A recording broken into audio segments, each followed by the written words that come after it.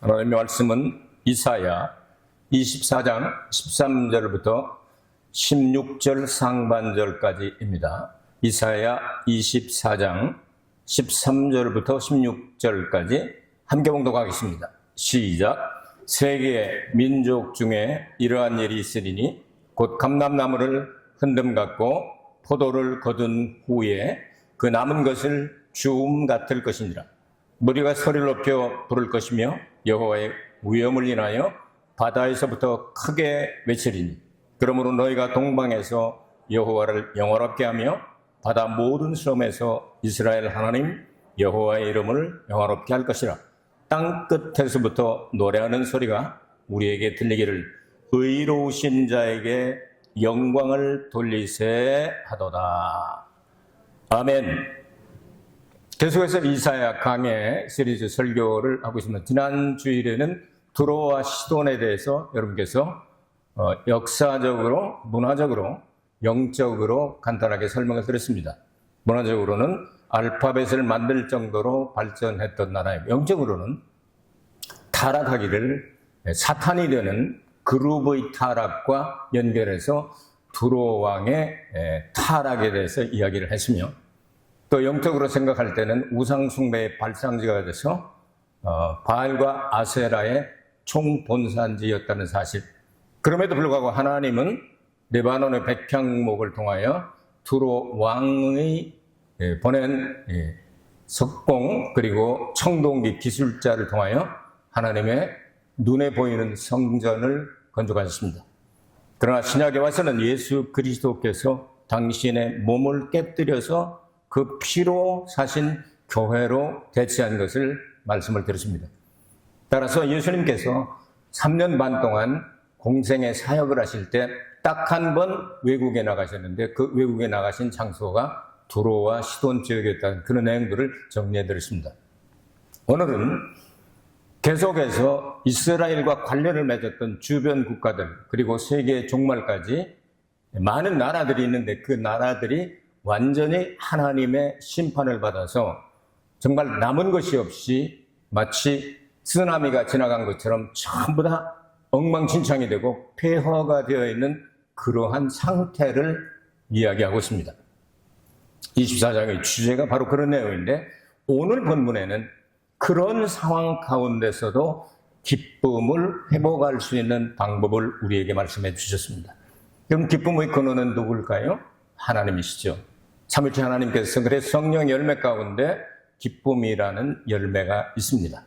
기쁨은 하나님이 우리에게 주신 선물입니다. 여러분 기뻐하며 살고 있습니까? 슬퍼하며 살고 있습니까? 기뻐하며 살고 있습니까? 기쁨은 명령입니다. 기뻐하라고 말씀합니다. 선물을 주셨으니까 여러분이 선물을 잘 받아서 환경이 어떻건 조건이 어떻건 상태가 어떻건 관계없이 기뻐하시기를 주의 이름으로 축복합니다. 성경은 말씀합니다. 주 안에서 항상 주 안에서 기뻐하라. 내가 다시 말하노니 기뻐하라. 명령입니다.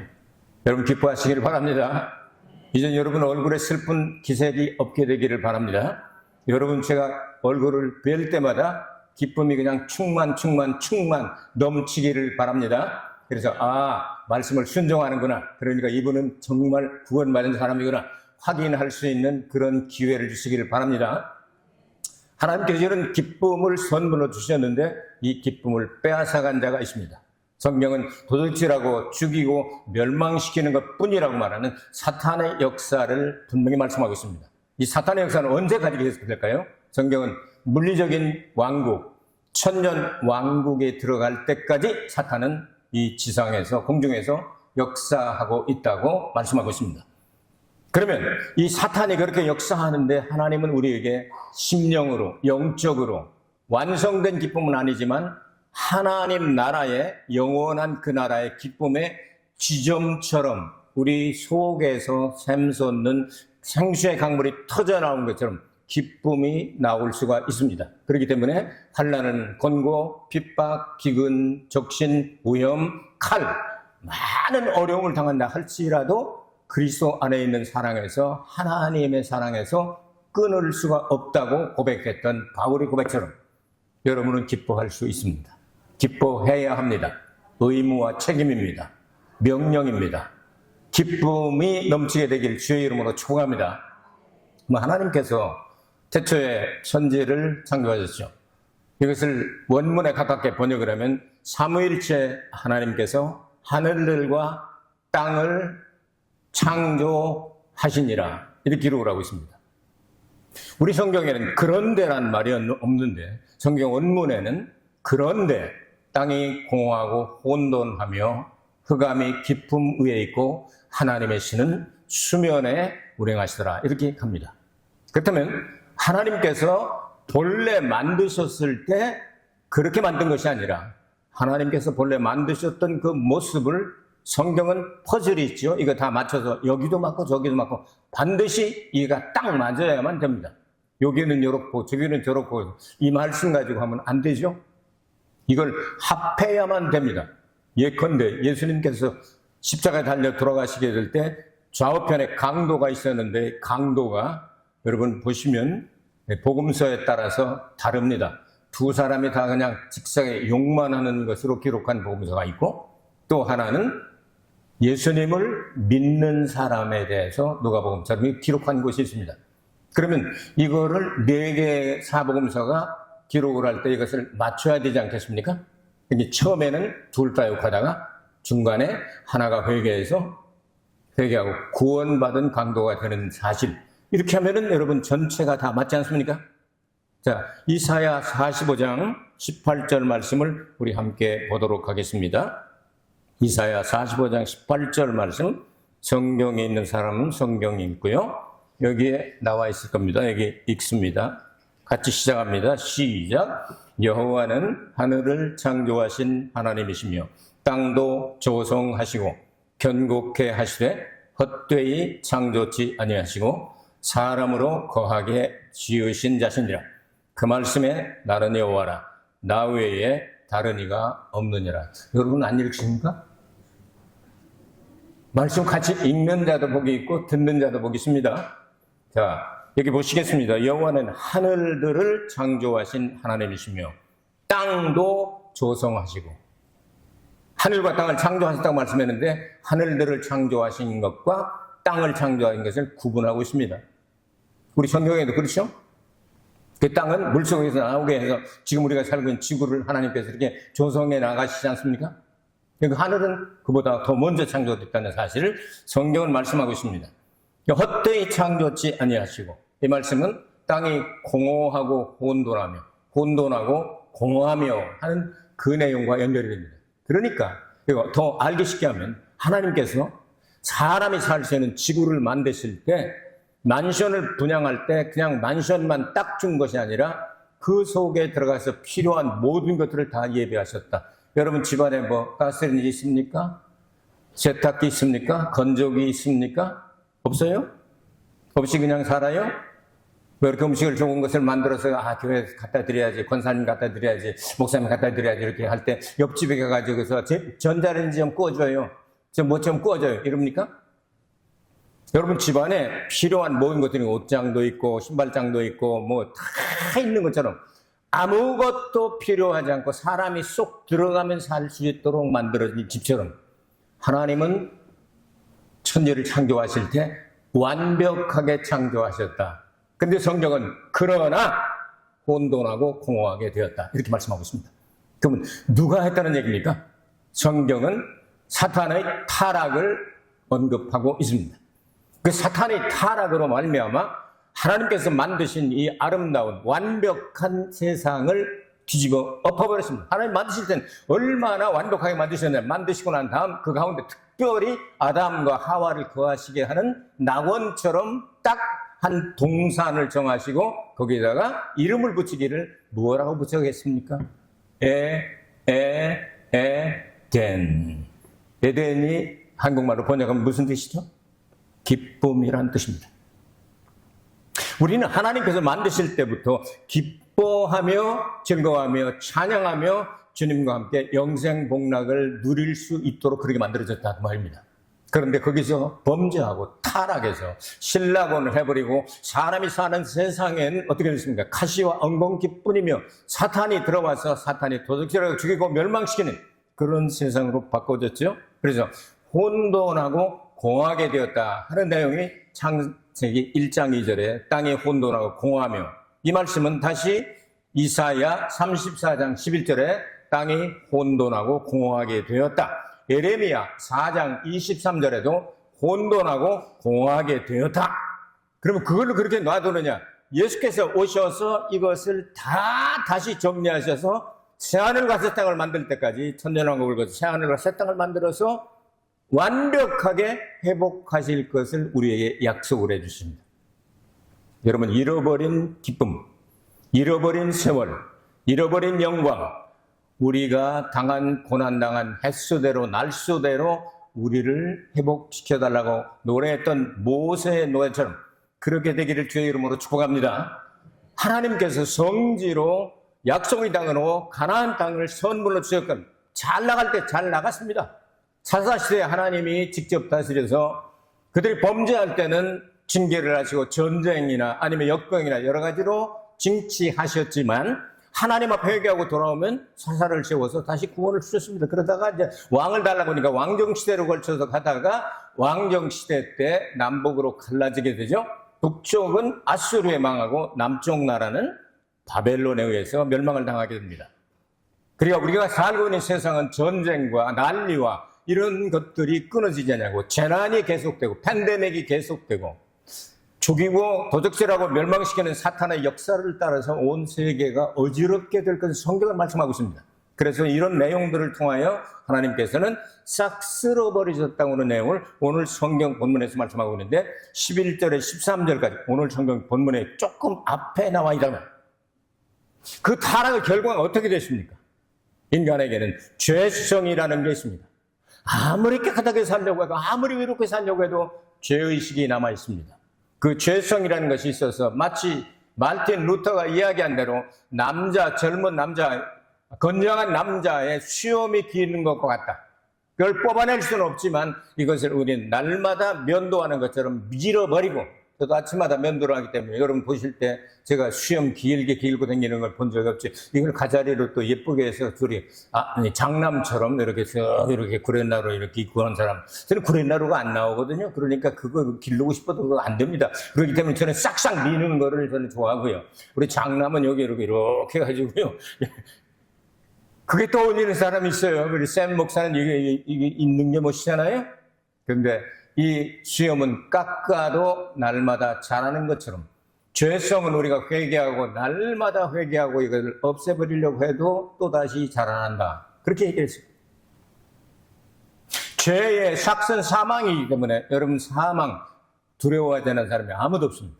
죽인다 그러면 다 좋아, 아이고 할렐루야 천국 가네 하면서 그냥 죽여달라고 하는 사람 어디 있겠습니까? 죽음은 두렵습니다. 죽음은 신호가 질병이죠, 저주죠, 사탄의 역사죠. 이런 것들이 다가오게 될 때 불현듯 여러분은 두려워하고, 내일을 두려워하고, 건강을 두려워하고, 장래를 두려워하고, 죽음 다음에 어떻게 될까 두려워하고, 그런 삶을 사는 것이 바로 우리의 현 주소다 그 말입니다. 그래서 죄와 저주와 질병과 사망과 사탄의 역사를 따라서 우리는 그런 세상에 살고 있는데, 오늘 성경의 11절부터 13절 오늘 성경 본문의 딱 앞쪽입니다. 집에 가셔서 24장 한 번 더 읽어보셔야 되겠죠? 이사야 24장 꼭 한 번 더 읽어보시기를 바랍니다. 그럼 11절에 13절까지 세 가지로 정리가 되어 있는데, 11절에서는 양식이 핍절하게 된다. 먹을 것이 없게 된다. 자, 성경에는 먹을 것이 없을 때 어떻게 되냐? 자기 뱃속에 다리 가운데서 나온 자식들을 가마솥에 삶아서 뜯어 먹었다고 성경은 기록을 하고 있습니다. 사람이 죽게 되면 자기 자식을 삶아 먹는 그러한 폐영무도한 일도 살기 위하여 하는 이야기입니다. 유명한 미국에서 그 아이스하키 선수들이었던가요? 영화 제목으로 나왔습니다만 그들이 여러분 조난을 당해서 알래스카인가 그쪽에 그 얼음 속에 떨어뜨려졌을 때 친구들의 그 시체를 뜯어먹고 살아남는 그 이야기, 실화의 영화가 나오지 않았습니까? 먹을 것이 없고 사람이 너무 급하면 자식을 삶아 먹을 정도로, 그런 정도로 된다 그 말입니다. 이런 양식의 핍절이 다가오게 되고 그 다음에 인구가 늘어나겠습니까? 줄겠습니까? 감소하게 됩니다. 팬데믹을 통하여, 이걸 통하여, 전쟁을 통하여, 이런 걸 통하여, 여러분 공산당들을 통하여 사람이 죽은 것이 한두 명입니까? 여러분 중국에서만 7천만 명을 죽였습니다. 러시아에서 2천만 명. 여러분 공산주의 들어가면 사람들 다 죽여요. 왜? 영이 없기 때문에. 물질로 생각해. 유물사관이라고 말하죠. 다 죽입니다. 자기네들의 이 자리를 유지하기 위해서 그 방해가 되는 사람, 그걸 숙청이라고 말하면 숙청해버립니다, 여러분. 이런 걸 우리가 알아야 됩니다. 예수 그리스도를 믿는, 영혼을 믿는 우리들은 이 유물사관, 그 공산주의자가 될 수가 없습니다. 절대로 될 수가 없습니다. 성경적으로 말하고. 이런 일들을 통하여, 또 재난을 통하여, 전쟁을 통하여, 또 흑사병, 유럽의 3분의 1이 다 죽었지 않습니까? 흑사병. 쥐한마리 때문에. 1차 대전, 2차 대전, 이제 3차 대전이 남아있는데 준비 중이죠. 지금 자꾸 준비하고 있지 않습니까? 성경이 예언한 대로 이 중동이 계속 시끄럽지 않습니까? 이건 3차 대전으로 이제 끌려갑니다. 이런 걸 통하여 인구가 절대로 감소하게 된다. 성경은 군인 숫자만 2억 명이 모여야 된다. 몇 번째 나팔을 불 때요? 6번째 나팔을 불 때 2억 명이 동원될 것을 여러분 요한계시록 9장에 나오지 않습니까? 이런 세계로 지금 계속 끌려가고 있다 이 말입니다. 거기에 모든 것들이 희소가치라고 이야기하는데 모든 것들이 숫자가 모자라기 때문에 오늘 성경 13절부터 여기 13절에 보니까 마치 이 감람나무에 모든 것들을 다 거기에 몇 개 남은 거 그것도 이제 따서 먹어야 되기 때문에 막 그걸 흔들어 가지고 한두 개 떨어진 거 그거 주워 먹고 포도나무에 몇 개밖에 남지 않은 그것들을 주워 먹을 정도로 모든 것들이 다 희소하다. 숫자가 모자란다. 이런 시대가 다가온다고 말입니다. 이런 환경 가운데서 인생들은 슬픔과 수고뿐이라고 모세는 노래했습니다.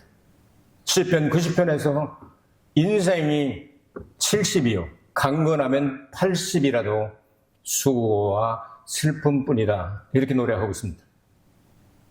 한국이나 일본은 평균 나이가 85세가 되었기 때문에 이제는 100세 시대라고 합니다. 그렇기 때문에 요즘은 7, 80세가 되어도 내 나이가 어때서가 여러분 히트를 하고 있지 않습니까? 100세 시대. 그래서 몇 살에 불러서 가봤더니 이랬더라 저랬더라 해가지고 90살에 불러서 했더니 뭘 했더라 하면서 이 노래가 히트하고 그렇지 않습니까? 그러나 전 세계적으로 바라보게 될 때는 아프리카나 아주 잘 살지 못하는 그런 나라는 40대, 50대가 평균 연령이지 않습니까? 이런 것들을 생각하게 될 때 수고와 슬픔뿐이다. 여러분 이 세상에 지상낙원은 없으며 누구도 다 위로가 필요하고 격려가 필요합니다. 여러분 위로가 필요하고 격려가 필요하면 저도 필요합니다.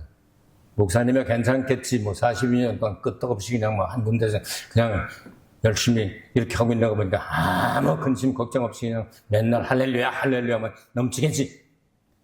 그렇지 않습니다. 여러분 사람이 잠잘 때 꿈꾸고 싶어서 꿈꿉니까? 여러분 가운데 어떤 사람이 내가 11시부터 1시 사이에만 꿈을 꿀 거야 하고 그때 꿈꿉니까? 그리고 꿈 깨고 난 다음에 화장실 한번 갔다 오고 다시 잠자면서 여러분 새벽녘에 또 꿈이 저절로 떠오를 때가 있지 않습니까?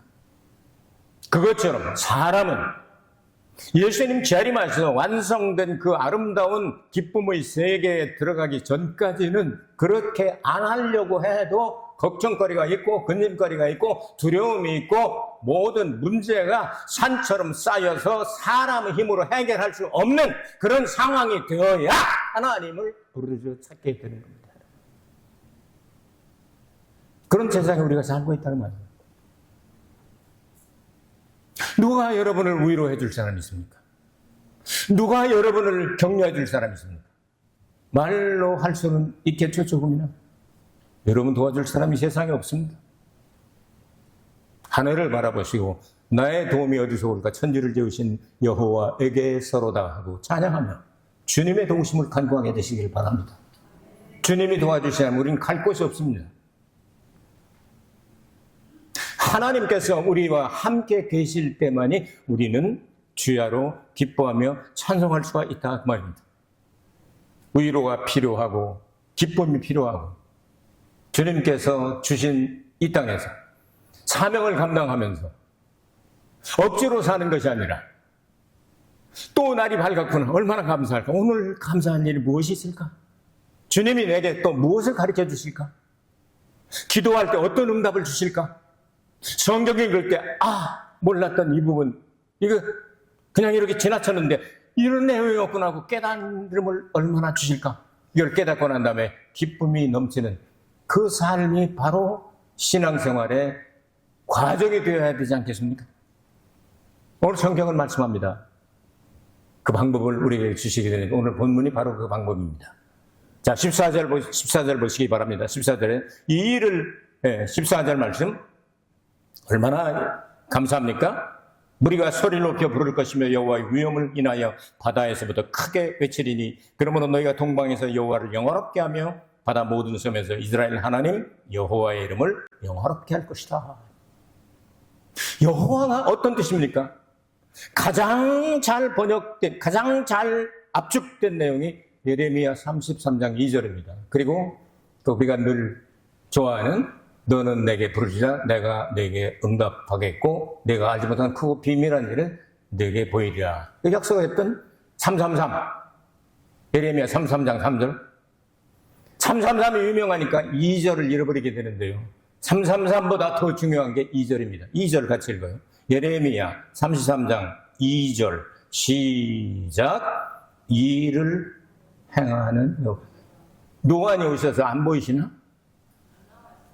안 나왔어? 나오라고 했는데 나왔어요? 이제 나왔어요. 같이 읽어요. 시작. 일을 행하는 여호와 그것을 지어 성취하는 여호와 그 이름을 여호와라는 자가 이같이 이르노라. 아멘. 여호와란 뜻이 일을 행하는 여호와 그것을 지어 성취하는 여호와 그런 뜻입니다. 그러니까 과거에 이 일이 되게 하셨고 시작해서 되게 하셨고 되게 하시며 되게 하신다. 그 뜻이 여호와입니다. 그런데 여기 이 일이라고 하는 단어가 있죠. 일. 그게 무슨 일일까요? 땅이라고 번역할 수도 있고 이 일이라고 번역할 수도 있는데 우리 성경은 이 일이라고 번역을 했습니다. 이 일이 여성명사입니다. 여성명사가 뭡니까? 하나님의 계획은 영원한 기쁨의 나라에서 인간을 창조하시고 인간과 함께 영광을 받으시며 살기를 원하시는데 이게 삐뚤어졌죠? 죄를 짓고 사탄이 막 들어오고 해서 세상에 엉터리가 됐잖아요? 이거를 지어서 반드시 이루시게 될 것인데 그것이 여성명사라는 이야기는 무슨 이야기냐면 신약 성경에 교회란 단어가 나왔다 하면 다 여성명사입니다. 그 교회가 완성된 상태를 새 예루살렘이라고 말하죠. 새 예루살렘이 여성명사입니다. 자, 더 쉽게 얘기합니다. 예수님이 신부로 이 땅에 오십니까? 신랑으로 오십니까? 몰라요? 와봐야 알아요? 예수님이 이 세상에 공중에 재림하실 때 신랑으로 오십니까? 신부로 오십니까? 그러면 교회는 신부입니까? 신랑입니까? 신랑끼리 결혼합니까? 신부끼리 결혼합니까? 신랑과 신부가 결혼합니까? 정확하잖아요, 성경은. 예수님이 신랑 대신 예수님이 공중에 재림하시게 될 때 교회는 신부로서 휴거된다고 말이에요. 그러니까 그게 완성된 것이 여성명사니까 그 새 예루살렘을 계획하시고 완성하시는 그분이 여호와다. 그 여호와를 불러라. 너는 내게 부르짖으라고 세게 번역을 했는데 영어는 call이에요. call. 내 이름을 불러라. 이름을 누구 이름 부르면 친한 사람 이름 부르잖아요. 도움을 줄 수 있는 사람 부르잖아요. 여러분 하나님의 여호와의 이름을 부르시기를 바랍니다. 여호와 이름 부르세요. 그럼 필요할 때 여호와 이레, 우리를 준비한 여호와 니시, 싸워서 이겨주신다. 여호와 살롬, 우리의 평강이 되신다. 여호와 로이, 우리의 목자가 되신다. 여호와 샬롬, 우리의 평안이 되시고, 그 다음에 여호와 지드케는 혹은 제덱, 여호와는 나의 의가 되시고, 여호와 삼마, 여호와께서 우리와 함께 계시고, 이런 내용들을 생각하면 여호와 이레, 여호와 이레, 여호와 니시 하면서 자꾸 불러요. 콜하세요. 여러분 좋은데, 야 우리 저기 이번에 말이야 연휴가 다가왔는데 저기 좋은 데 있는데 나하고 같이 갈래? 콜 그러잖아요.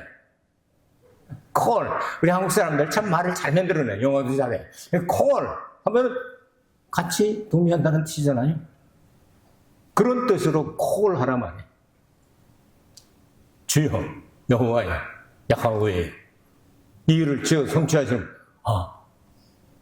구약시대는 성전으로 보이는 모습을 보여주셨고, 신약시대는 예수님의 핏값으로 사신 보이지 않는 영적인 천국 교회를 세우셔서 예수님의 신부감으로 선택을 하셨구나. 주님 오실 날을 기다립니다. 이렇게 해야 될 거 아니겠습니까? 그러면서 주님의 이름을, 주님의 높고 위대하심을 영원하게 찬양을 하는 거예요. 여호와의 이름을 찬양하게 됩니다. 마지막 last dance가 아니고 last song이 있어요. 마지막 노래가 뭐냐면, 여러분 완성될 때 마지막 노래가, 여러분 신약 성경 읽으시면서 할렐루야를 본 적이 있습니까? 여호와라는 단어를 본 적이 있습니까? 할렐루야 보셨습니까? 요한계시록 19장까지 완성되지 않았기 때문에, 예수님 재림하셔서 완성하시기 때문에 그때에서 비로소 처음으로 할렐루야가 나옵니다. 구약성경 시편에는 할렐루야가 많이 나오죠. 완성될 것을 바라보고 노래한 거예요. 마태복음서부터 시작해서 요한계시록 18장 마지막 절까지 왜 할렐루야를 한 번도 안 합니까? 우리는 할렐루야를 자주 사용하죠. 만나면 할렐루야, 할렐루야. 인사하라고 준 거는 아니지만 그 뜻을 아는 사람들이 할렐루야를 부를 때는 굉장한 역사가 일어나는 겁니다. 이 할렐루야는 라스트 댄스 때, 공중에서 주님을 영접할 때, 그때 진짜 의미로 부르는 거예요. 그래서 할렐루야가 여러분 신약 성경에 안 나오는 거예요. 요한계시록 19장 갈 때까지. 남겨두었다가 마지막에 할렐루야가 무슨 뜻인가? 할렐. 뽐내고 자랑하고 찬양하라. 할렐루. 너희들 야흐웨 야훼 하나님, 너희들은 야훼 하나님을 뽐내고 자랑하고 찬양하라 하는 뜻이 할렐루야입니다. 여러분 그 찬송을 부르게 될 때 원수마귀는 사라지게 됩니다. 우리 가끔 힘들고 어려운 일들이 많지 않습니까? 여러분 충분한 것 있는 분 계십니까? 나는 모든 게 다 넘쳐. 돈도 충분해. 그럼 헌금 좀 많이 하세요. 돈도 충분하고 건강도 넘쳐서 쓸 데가 없어. 이거 시간도 남아 돌아가. 그냥 전부 모두 그렇습니까? 다 우리는 부족한 것뿐이죠.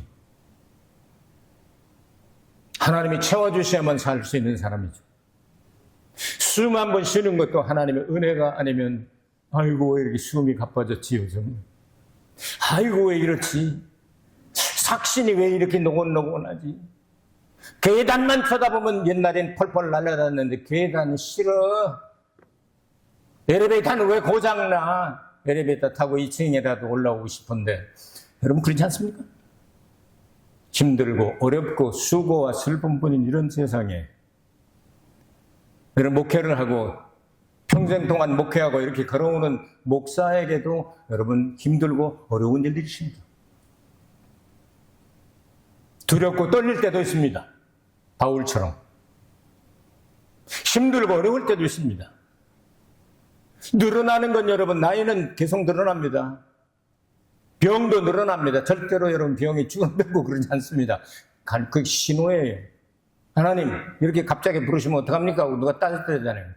신호를 내가 여러 번 보냈는데 하얀 머리 보냈지, 주름살 보냈지, 삭신 아픈 거 보냈지, 계단 오를 때 무릎 아픈 거 보냈지, 너 건강검진할 때 이거 찍고 저거 찍고 이거 A급 받지 못하고 이거 보냈는데 그 신호를 그렇게 여러 번 보냈는데 내가 왜 안 보냈니? 갑자기 부른 게 아니라 그러시대잖아요. 힘들고 어렵고 괴로울 때 원수마귀 역사, 마음에 두려움에 엄습하고 근심과 걱정은 되고, 아유, 왜 어떡하나, 교회는 어떡하고, 내가 이렇게 되면 어떡하고? 이런 일들이 다가오게 될 때 막 그냥 여기서 찬양으로 여호와의 이름을 막 부르고, 여호와 이레, 여호와 니시, 여호와 삼마, 여호와 지도케노, 여호와 로이, 여호와 샬롬 하면서 막 부르고 막 주님을 영화롭게 한다니까. 영광, 영광, 영광, 할렐루야. 영광, 영광, 할렐루야. 영광, 영광, 할렐루야. 할렐루야. 같이 해볼까요? 영광, 영광, 할렐루야. 영광, 영광, 할렐루야. 영광, 영광, 할렐루야. 할렐루야. 남이 안 보니까 그냥 막 춤추면서 막. 그러면 원수마귀가 들어왔다가 한 길로 왔다가 어떻게 돼요? 7길로 싹싹 도망가 버려요. 그러면 근심이 싹 사라지고, 두려움이 싹 사라지고, 걱정이 싹 사라지고, 괴로움이 싹 사라지고, 어느 순간에 그냥 여기서 그냥 샘물이 솟듯이 기쁨이 팍팍팍팍팍팍팍 쏟아나와요. 할렐루야. 그런 역사가 일어나야 되지 않겠습니까? 예수님이 우리의 모든 죄를 다 사하시고 구속을 주셨는데 뭘 걱정하냐 말이에요. 살아도 주의 것이고 죽어도 주의 것이니까. 환경과 조건과 상태와 관계없이 바울이 빌립보 감옥에서 말하기를 항상 주 안에서 기뻐하라. 내가 다시 말하노니 기뻐하라. 이렇게 말한 것처럼. 여러분 기쁨을 잃지 않게 되시길 주의 이름으로 축복합니다. 여러분 기쁨을 가지고 웃으면서 늙으면 늙어도 아름답습니다. 왜? 웃는 모습이기 때문에. 그러나 찡그리고 근심하고 걱정하게 되면 갈수록 정말 그렇게 됩니다. 그리스도 안에서 여러분 이 기쁨을 잊지 말게 되시기를 바랍니다. 여호와의 이름을 부르며 주님 영광을 돌리며 하나님께 찬양을 동방에서 드리고 섬에서도 드리고 하나님께 영광을 돌리게 될 때 하나님은 그 영광을 받으시고 기쁨을 선물로 회복시켜 주시게 될 것입니다. 여러분의 기쁨을 뺏어갈 자가 누굽니까? 이 세상에는 없습니다. 그래서 내가 매일 기쁘게 하면서 찬양하면서 밤낮 기뻐하면서 살아갈 수 있는 겁니다. 주 안에서 기쁨을 회복할 수 있습니다. 회복하셔야 됩니다. 이건 주님의 명령입니다. 기도하겠습니다. 은혜로우신 아버지 하나님, 이제 마지막 때가 되었는데 기쁨이 회복되면 숨겨두었던 감추인 만나를 주실 것이며 낙원에 있는 생명나무의 열매도 주실 것입니다. 우리는 기쁨을 가지고 주님을 찬양하며 영원토록 주님과 살게 될 것을 바라봅니다. 그날을 바라보며 지금 환경을 바라보지 말고 기뻐하며 즐거워하며 살아가게 하여 주시옵소서. 예수 그리스도를 맡들어 기도하옵나이다. 아멘.